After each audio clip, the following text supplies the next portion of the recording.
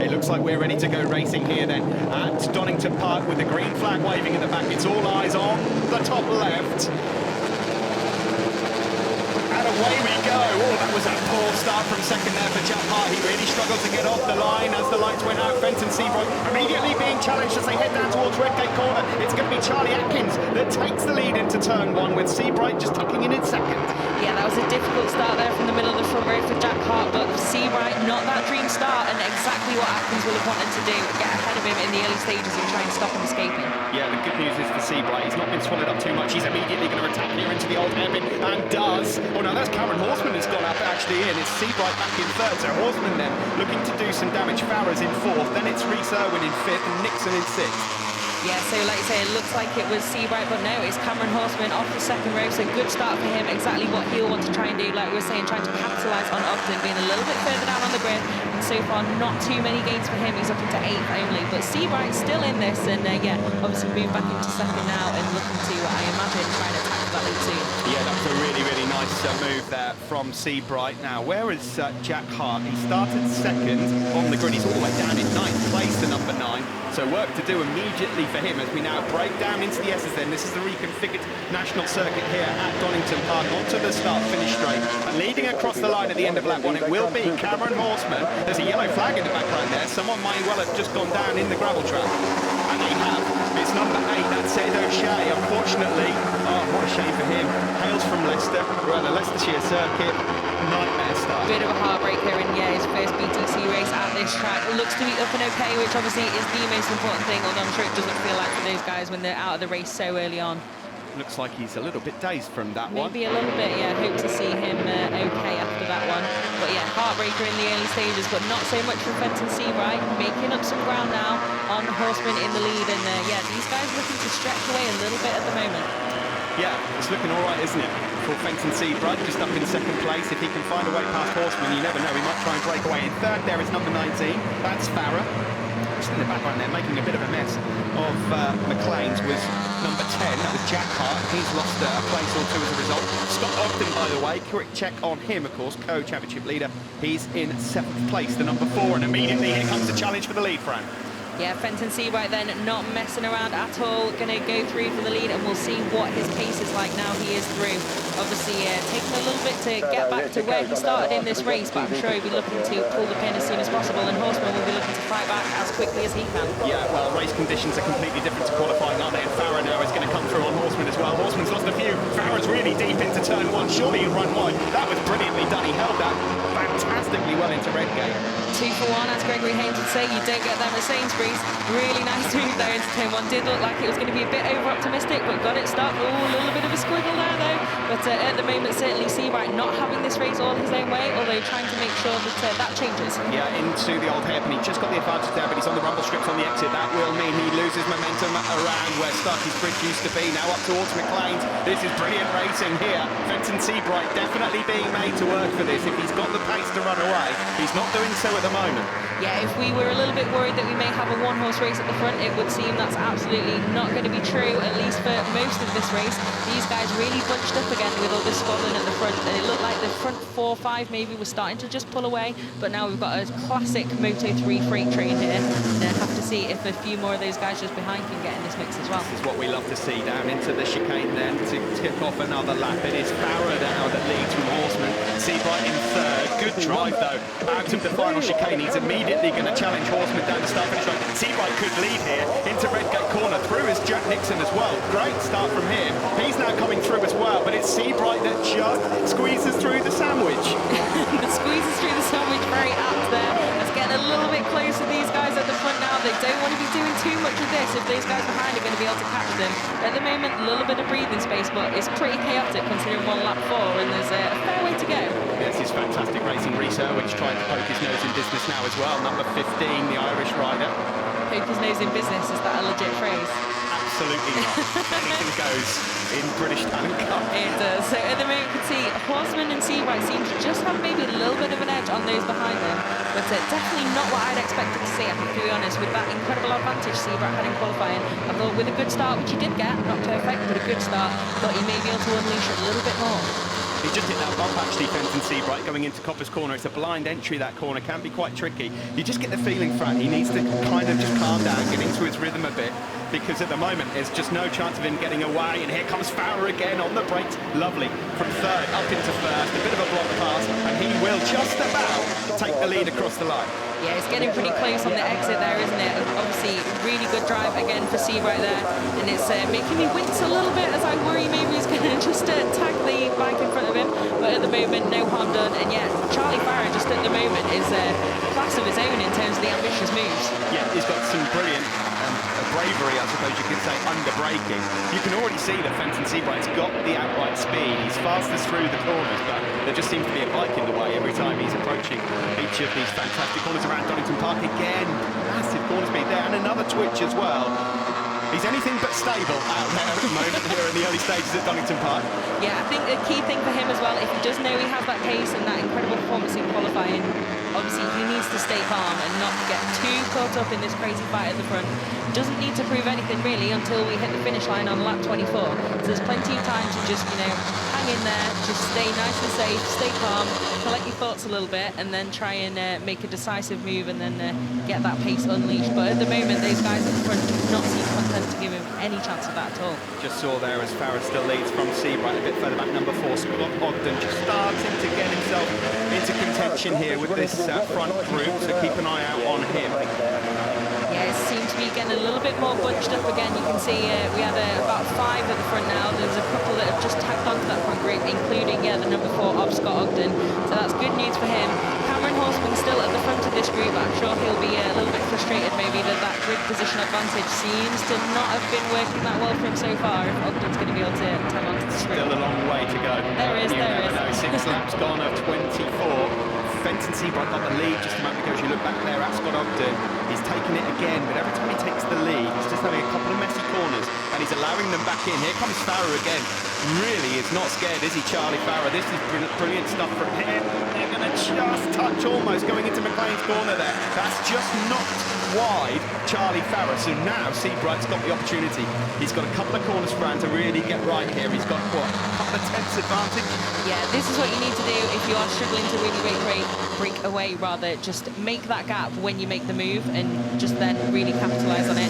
Not sure that Cameron Horseman and Charlie Farah at the moment absolutely intent on closing him back in. I think they've both been watching a bit of Laguna 2008 this morning after that qualifying session. Just got to get in front of him and make sure he can't go anywhere. And job well done at the moment. Sorry, onto the start-finish vote we go. It is 22 Seabright. Looked like he had an advantage. It's gone. Farah is through once more. Horseman still in touch. Then a bit of a gap already forming. Back to the riders in 4th, 5th and 6th. They won't want that one to break down. Of course, they've got this lap to try and catch it back up again. Through Trainer curves. Fenton Seabright has their number through here. He's so fast down the hill here. Yeah, but they're all just a little bit ragged at the moment still. Just a little bit, heart in mouth moments every now and then. But it's amazing. He's just around the outside at the old hairpin there, Fenton Seabright. That is absolutely stunning. Yeah, really incredible. Obviously, you can see he does have that pace, like you were saying. He just can't, at the moment, get quite enough time to be able to pull away from these guys. So great job from Farah and Horseman to keep him there. And again, out of McLean's, another moment, and a front-end twitch there from Fenton Seabright. The bike is not on rails at this precise moment in time. This is not how he would have wanted the race to pan out, although, it should be said, he is leading as they head onto the back straight again. Further back there, you can see numbers 20 and 10. That's Scott Swan and Jack Hart, who, of course, made a bit of a mess at the start. And again, on the brakes, down the back straight, Fenton Seabright goes from 1st to 3rd. Yeah, again, I guess he's going to make some gains on the straight in the slipstream again and challenge for that lead. But yeah, definitely, certainly around there, these guys have got the measure of Seabright. Reese Irwin there. Oh, big moment, big mistake from Farah into turn 1, into Redgate corner. Farah looked like he was going to lose the front then. Managed to just rejoin. He's tucked in about 5th place, but big mistake there from Farah. Can't say I'm overly surprised. Been pushing it a little bit for a few laps now, but not too much harm done if he can just recoup a little bit and move through the guys that he's just lost some ground to.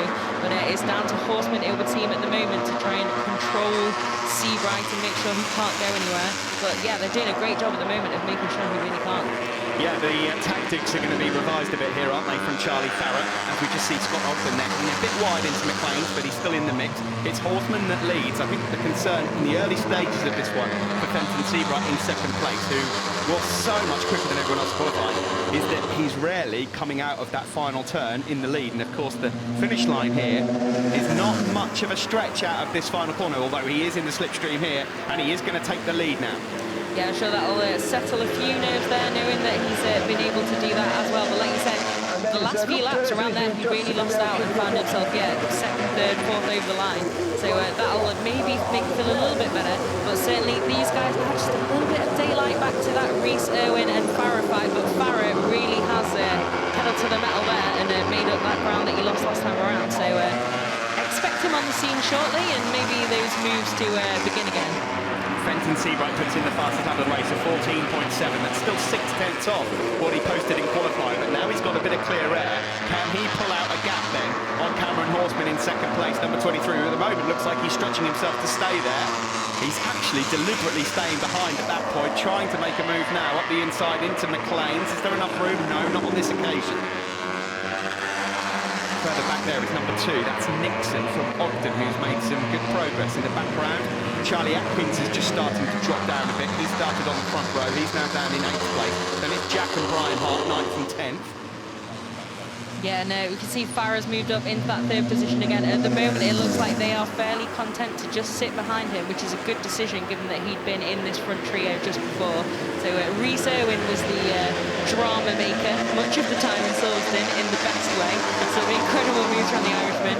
But just tag behind and onto the back of Farah there, and they are gaining ground on this lead duo. There's another good lap then from Fenton Seabright there. He's got 2/10 of a second, so he pretty much stayed out front for the entirety of that lap, and now he'll want to try and make his break through Hollywood and down into Craner Curves. Is this the point at which we start the Jaws music? Quite possibly now. Let's see a replay here. Look at Seabright here. Just a touch of a mistake there over the curve, but we've seen plenty of that so far in the early stages of this race from Fenton. Yeah, nothing too much to worry about. Just pretty spectacular to watch, actually, but not as fast a way around this track as he managed in qualifying. Just needs to iron those out a little bit. But yeah, you can see there, Horseman just looking for a way through, but not quite able to make it. But he doesn't seem able to escape at the moment at all. It's still a couple of tenths, if not just visually at times a little bit less. Horseman doing a pretty good job to stay in this and stay on the back end. See, it's a cap 22 for the number 22 because the optimum line around here means you are naturally leaving the door open and he just cannot get away. Down the back straight we go. Here comes Farah. Well, he's recovered after that mistake earlier on, and that was big and bold into the final chicane. And he does it again, so it wasn't just a one-off sort of, okay, I've gone too deep, so I've got to try it now. It obviously perfectly on purpose the first time around, and yeah, again, perfectly done there. And right back in the mix at the front here and really looking to shut down Seabright. Yeah, it's around about now that Fenton Seabright will realise I'm not going to run away here in this race. I'm going to have to be tactically smart. I have to say, Charlie Farrah so far, I know we're only on lap 11 of 24, he deserves something out of this based on the efforts. Absolutely. I think there should always be some sort of award for just being spectacular sometimes. that would have been Reese Irwin at Silverstone, and today so far definitely Charlie Farrah. On the grass there, number 23, Cameron Horseman. That is not the fastest way up the hill Definitely towards McLean's. Not the fastest line around Donington. Not too much Honda, just slots back into that group, and it's still pretty tight together here. And yeah, certainly we're going to get a replay of that. What are we going to get a Take replay a look, of? yeah, 23 here on the grass. Oh, he's done well there. That could have gone horribly wrong. That really could have, yeah. It's, yeah, no, not too much Honda, like we said, back into 4th place in this group. Pretty close together at the front, but now you can see that number 4 of Scott Ogden, he's right up in there. Yeah, and now he can use his tactics that he used so well back at Silverstone. He'll be delighted that he's got himself in contention. Number 4, Scott Ogden, Cameron Horseman, number 23. Can't believe his eyes. He started from row 4, and now Charlie Farrah's trying to actually break away himself out front. Here comes Nixon as well, number 2, on the inside of Ogden. And all of a sudden now, Fenton Seabright is actually outside the top 3. Yeah, he'll have to be a little bit careful here, because this is kind of what happened to it at Silverstone. Was really in that fight for quite some time, and then just seemed to drop away a little bit in the latter stages. So hopefully we won't see that again from the pole sitter today. his pace in qualifying would suggest that he probably will have a little bit of a better finish than he did at Silverstone. But it's just something to watch. He has been beaten up quite a bit here, and now down in 5th, I think, Seabright. So, yeah, oversee it's going to be a bit of a group fight to the line. Yeah, well, you see, again, it comes down to pressure. Can he handle it? This is a little bit further back here. You can see their Lions, number 6, is in 14th place ahead of Tinker.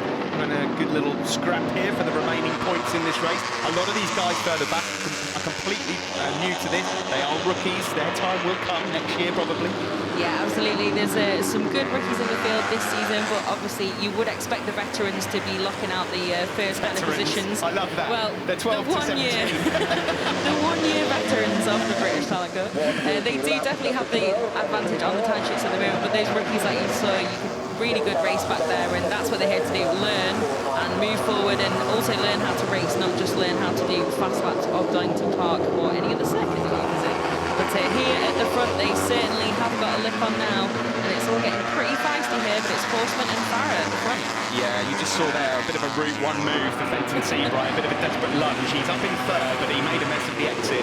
It's Farah that leads, the number 19 from 23 Horsemen. There is the young man that was on pole position, Fenton Seabright from Chelmsford, who's looking to try and recover some points.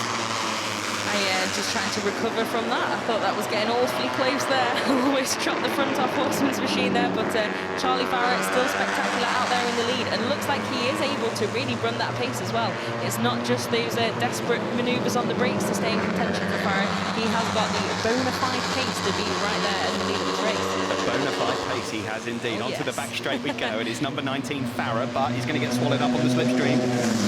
Down the back straight we go. Horseman attacks him immediately. Through to is Fenton Seabright. The inside line there, Ogden, who's never going to make that stick. He's in 4th. Yeah, trying to pull a Farah on Farah there. Not quite close enough to pull that off.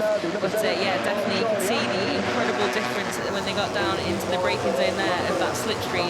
Those two guys able to just blast straight past him, but he's coming back and round the outside into turn 1, back into the lead. Job's good. Whoever wins this is going to absolutely love it, especially if it is Fenton Seabright, because he's been in a real war here. And they will have absolutely earned it as well. He will.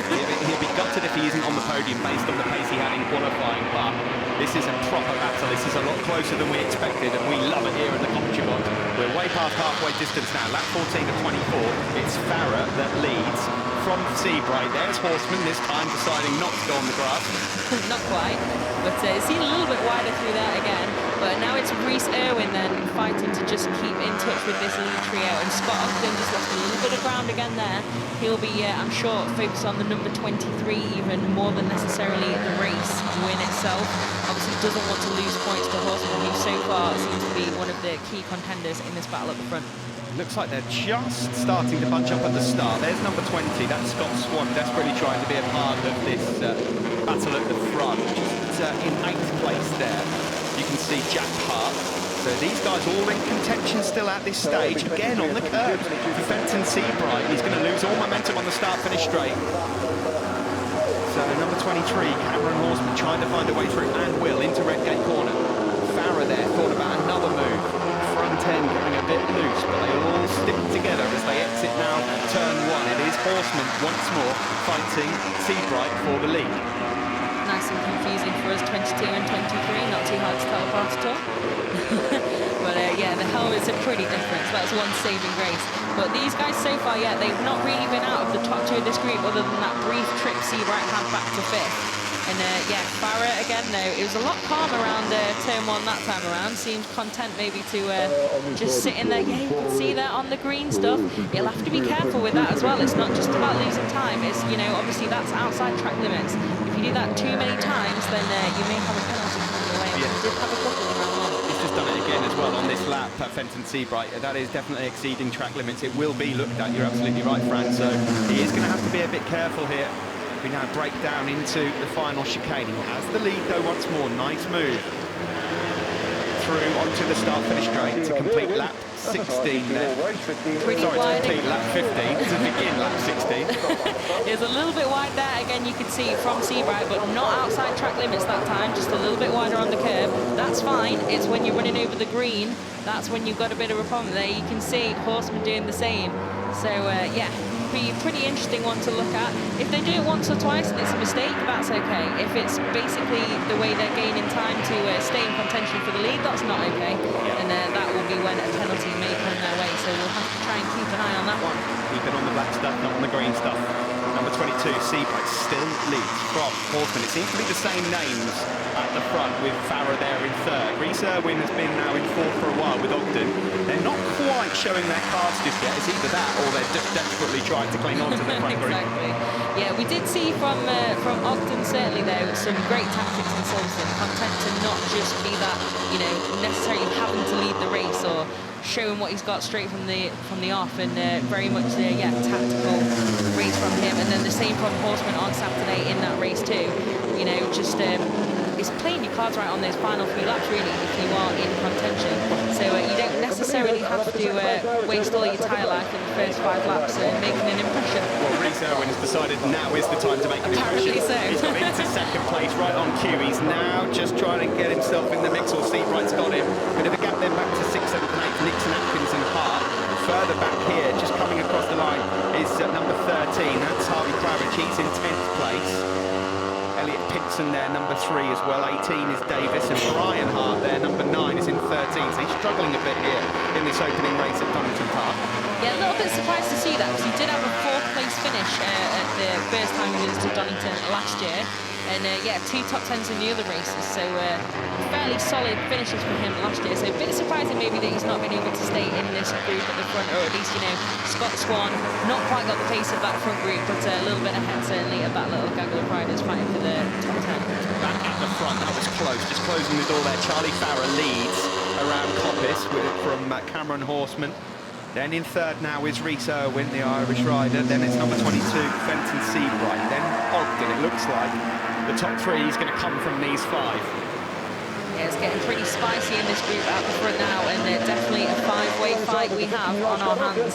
So it'll be interesting to see now what these guys are going to do. If, like you said, if Irwin's decided now is the time to try and strike. But certainly at the moment, it's still that 19, that 23 and that 22 just in those front 3 places in this group. Yeah, Nixon, Atkins and Hart in 6th, 7th and 8th. They still have just about a chance, but they'd need these guys to engage in battle. That would just slow up that front group and give them an opportunity. They're desperately hoping that happens as we now get into the final third then of this race. It's Farah that leads into the old hairpin from Horseman. There is Irwin. Fenton Seabright then is just now number 22, just ahead of Scott Ogden. He's done magnificently well to get himself in this fight for a podium, considering he started from 10th on the grid. Yeah, most definitely. He didn't look like it was going to be a day to retain that championship lead for Scott Ogden, but so far, job well done, kept out of trouble and in this front group, which is all you can really ask for by this stage in the race. And we'll have to see what he may have in his pocket for the final stages as well. Yeah, when you look back at the Asia Talent Cup, the sister series, if you like, to the British Talent Cup, you see so often it's all about consistency, this championship. Picking up those big chunky points throughout the season. I know it sounds pretty obvious, but we cannot afford too many DNFs. Seabright here wants a podium, needs a podium. Something just happened in the background. Someone had a bit of a rough ride round there, yeah, definitely. Not sure exactly who that was. Don't know if we might get a replay at some point. But everyone's still present in the group, so no one coming too much of a combat. And it's still Farah, Horseman and Seabright. Oh my. Through trainer curves, the absolutely magnificent trainer curves. You really do experience something if you get a chance to ride down there. There is Horseman from Charlie Farah. I have to say you experience only to crash down there as well, which is not something you really want to do. There's 15, Rhys Irwin now just trying to get himself into contention. What happened over at turn 10 then, just in the background there? Let's see who it was that was out of the seat. It was number 2, Jack Nixon, who had a bit of a moment. Did look a little bit more extreme when it was just in the background, but thank you very much for that replay. Just, a bit of drama there, but nothing too serious, and still at the front they roll on this group. But at the moment, Horseman just got a little bit of breathing space to Farah, but Farah has shown he can eat that up fairly quickly. Yeah, Horseman here, what's he got? A couple of tenths, now he's going to hold on to that lead. They're not going to be close enough to challenge into the final chicane, and they've all bunched up again, Fran. It doesn't look like it's a group of 5 anymore. As we cross the line here, that will be lap 19 of 24 completed. Yeah, it looks like Atkins there just leading that second little gaggle. They're certainly a lot closer, I think, than they were over the last couple of laps. And there you can see that lap time, though, it just changes so quickly. They Constantino and, someone a little little bit wide there again, not quite on the green stuff, but certainly a bit of a rougher ride around there. But these two at the moment, they're starting to just streak away a little bit. Yeah, you wonder if Fenton Seabright goes into panic mode soon, although he's in third and immediately so quickly in the first sector. So quickly that gap was just gone. But yeah, you'll have to see that. It's just about keeping out of the range of attack of those behind him. I think you can see how quickly you can gain on them when you just have that quick panic of, oh no, they're starting to pull away. But certainly those guys behind him just keep attacking and just not letting him really, you know, unleash that pace like you've been saying. But obviously that's not all of racing. It's not about just going around as quick as you can on your own. So, no points on good offer job for to those qualifying, guys that's for ahead. sure. Absolutely. Scott Ogden there trying to get himself into contention number 4. That was a lovely move a moment ago from Cameron Horseman as they went up the hill, considering he'd gone on the grass there earlier on in the race. Farah again, though, on the brakes. He's a demon, isn't he? Down into that final chicane, number 19. I don't know what a chicane is. A chicane is a cross between Charlie Farah and a chicane. I believe it is. And then Horseman immediately striking back there. But obviously, if that is the final lap and that final chicane for the last time in this race, that's not enough. And Farah looks to be the man who is pretty well prepared for a last-ditch manoeuvre there to try and take this win. So I think that'll be interesting. He's had plenty of rehearsals of that going into the last couple of laps of this race. A bit further back, unfortunately, it looks like Harry Lee has just come into pit lane. There he is. That's the end of his race. A shame for the number 16, really struggling actually so far this weekend. 21st on the grid he was, so that's the end of his race. He'll come back stronger, I'm sure, tomorrow. Or we'll certainly hope so anyway. Into McLean's we go. 23 Horseman it is that leads from Farah. This is getting really, really nice. This is really shaping up to be something a bit special in the closing laps. It is an Irwin there. That's the Silverstone Irwin that we came to know and love. And really, really nice move there. But these two guys at the front again, and Seabright again, the one who's just losing out a little bit. But we do have, we've got a crasher. Who is that down? Torrin Collins. Is it? 2 of them gone down. Who is the other person involved in that? Well, he's got his arms waving. Yeah, he looked which like normally means it's not his fault. Number 14 is Corey Tinker, who's gone down. So it must be those 2 guys then, those 2 rookies, sadly, out of this race, so near the finish as well.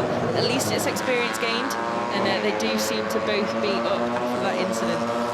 Yeah, limping away. Hopefully Collins and Tinker are okay. We are now getting to business time here, though, in British Talent Cup. We're on lap 22 of 24. It's Horseman who's done an outstanding job here. He leads from Charlie Farah. Then it's number 15, Rhys Irwin, all of a sudden poking his nose into contention. Then it's Fenton Seabright. Oh, would he be disappointed if he finished in 4th place here? And then it's Scott Ogden. Now, what happened here in that crash? Oh, that looked nasty.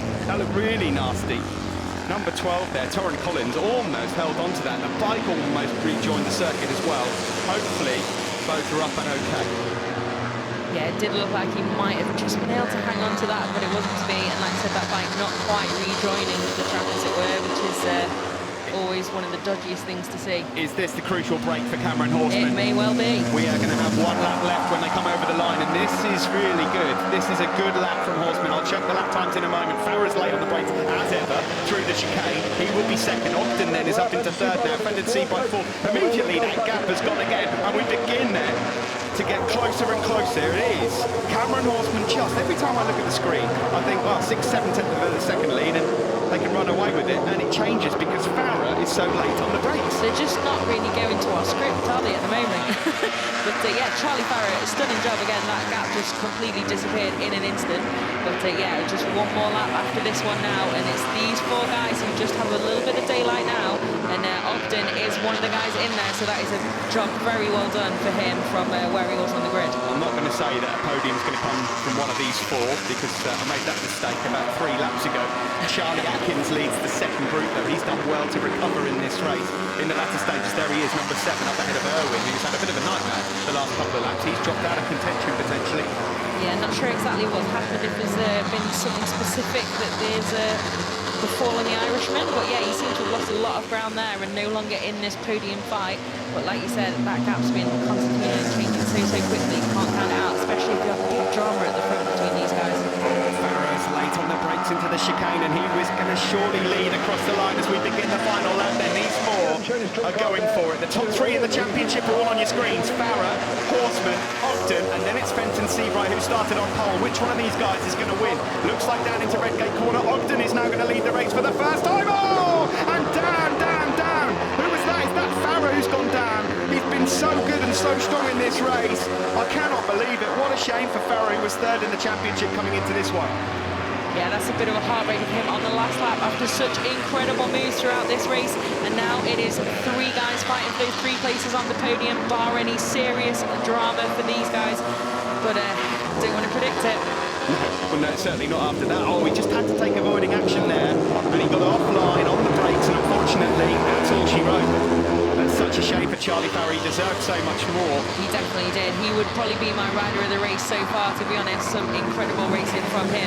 But these guys now, it's all or nothing, isn't it? He's pushing that front end. He's going to lose a bit of momentum here now. Can Fenton Seabright do anything about this in third? It looks like it's a straight run between these two. Horseman and Ogden. Down the back straight we go. There's just a matter of meters between these guys and the finish line. Looks like Horseman's done enough here. The checkered flag is out here at Donington Park, and Cameron Horseman is going to take the championship lead into tomorrow. He's going to win this one across the line in a great race at Donington. And second, well, what a job that is from Scott Ogden from 10th on the grid. Fenton Seabright, who started on pole, will take third, and then it's Rhys Irwin and Charlie Atkins.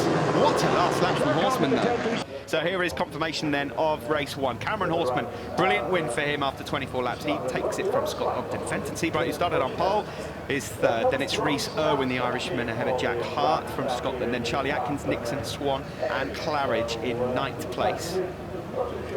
Brian Hart takes the final top 10 spot with Elliot Pinson in 11th. Then it's Jamie Davis and Jamie Lyons in 13th. Zach Shelton and Oshan Jones, who celebrated a birthday a couple of days ago, the Welshman, taking the final point in 15th. Ahead of Ross Maguire and George Hopper.